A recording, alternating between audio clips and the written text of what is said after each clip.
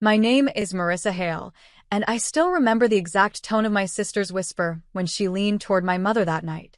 It wasn't fear in her voice. It was strategy, calculated and cold. She'll embarrass me in front of his family. Don't let her come, she said. I stood in the hallway pretending I hadn't heard, but every word carved itself into me. Mom didn't hesitate. She just nodded like I was already a problem she had learned to manage. That was the moment I realized I wasn't being excluded from a wedding. I was being erased. I didn't argue, didn't cry, just walked out knowing silence would cost them more than words ever could. A week later, a magazine cover shoot I thought meant nothing would change everything I believed about power. My sister ignored my existence until her husband's boss walked into their office, holding that same cover. He stopped, looked closer, then asked who I was like I was the missing piece of a story. Then he called her into his office, shut the door, and said my name in a way that made her go completely still, because what he said next changed everything immediately. I didn't find out what happened in that office until later that night when my phone lit up with a number I didn't recognize. My sister's name flashed in a message first, but it wasn't from her. It was from her husband. He wrote only one line. "What did you do, and why is your sister on the cover of Global Ledger magazine?" I froze, because I hadn't told anyone that the magazine shoot even existed outside my agency. But the real shock came when another notification arrived, this time from an unknown office email labeled urgent, executive review. It was attached to my photo, enlarged on a screen, with my sister standing beside it in the meeting room I had never been allowed to enter.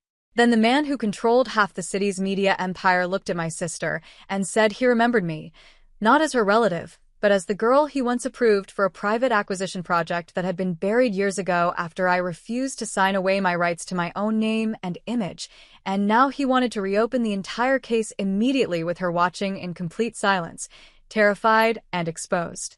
I didn't sleep that night, replaying the boss's words in my head. My sister finally called me at dawn, but I let it ring out. When she texted instead, her message was short and shaking with panic. "You need to fix this, Marissa. You embarrass me in front of everyone." I almost laughed because she still thought I had power to fix her mistakes. Then another email arrived, this time from the magazine editor asking for verification. Attached was my signed contract, the one I never remembered agreeing to fully. My stomach dropped when I saw my sister's husband had already replied on my behalf. The reply said I was legally under exclusive media representation tied to that image. And the final line made everything worse, because it requested my immediate appearance in court. My sister then sent one last voice note, crying that I had ruined her life on purpose. But what she didn't know was that the contract had already been activated by someone else entirely. And the signature at the bottom wasn't mine, but the boss's. That meant everything I thought I controlled had already been decided long before my sister ever whispered my name out loud.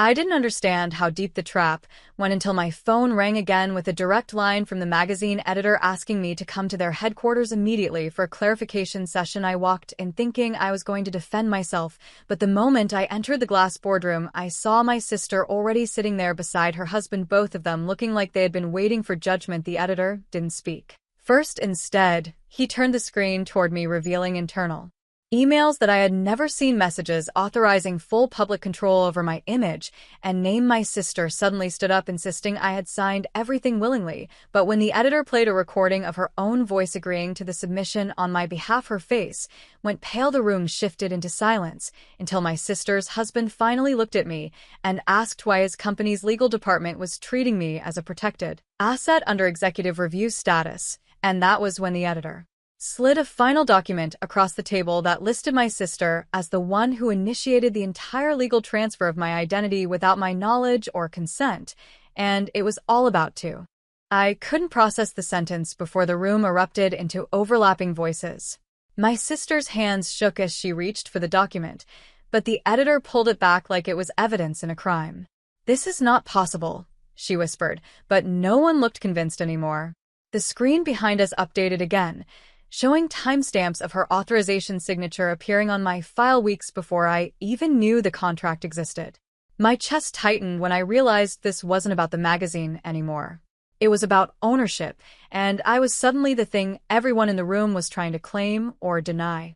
My sister turned toward me, eyes glassy, insisting she had done it to protect me from something I never agreed was dangerous.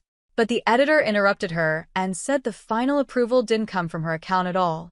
It came from my mother's signature verification system, which meant someone at home had opened the door she thought was locked forever.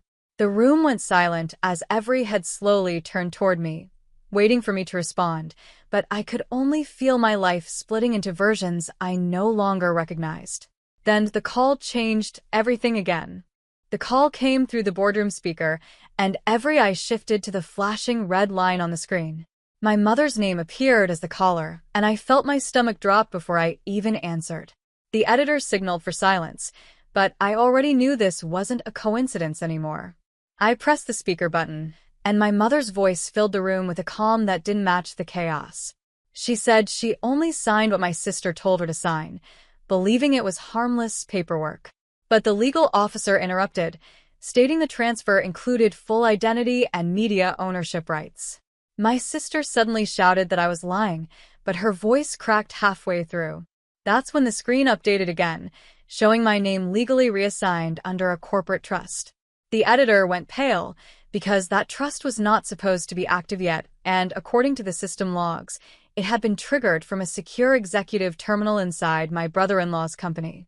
Everyone turned toward him as the realization hit that he had unknowingly activated a transfer that erased my control completely, and my sister finally whispered that none of this was supposed to happen like this ever. The room didn't recover after that. My brother-in-law stood frozen, staring at the screen like it might rewrite itself if he looked long enough. Then his phone vibrated non-stop. Legal alerts, internal security flags, and a corporate freeze notice that wiped color from his face. "This is impossible," he kept repeating, but the editor cut him off, saying the trust structure required a beneficiary confirmation within 24 hours, or it defaulted to full public control. That was when I realized what they had actually done to me.